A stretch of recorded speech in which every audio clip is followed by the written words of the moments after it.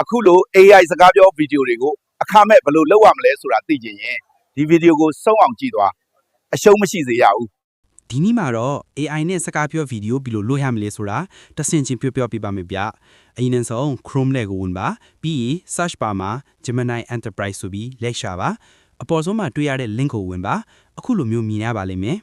အဲ့လိုပေါ်နေပြီဆိုရင် get started ကိုနှိပ်ပါပြီးရင် Gmail နဲ့အကောင့်တစ်ခေါက်ဝင်ပေးလိုက်ပါ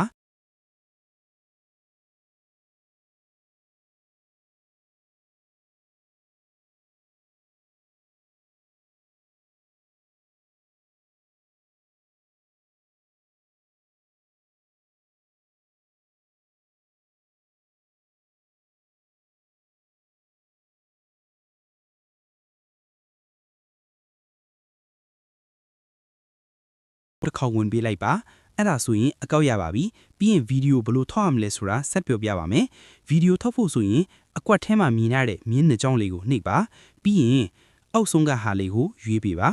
ပြီးပြီဆိုရင်ကိုလုံးမဲ့အကြောင်းအရာကိုမြန်မာလိုရေးပြီးထောက်လို့ရပါပြီဗီဒီယို prompt ရင်းနှီးကိုတော့နောက်ဗီဒီယိုမှာတင်ပေးပါမယ်ဗီဒီယိုလေးကိုကြိုက်တယ်ဆိုရင်အသေးလေးပေးခဲ့ပါအားလုံးကိုကျေးဇူးတင်ပါတယ်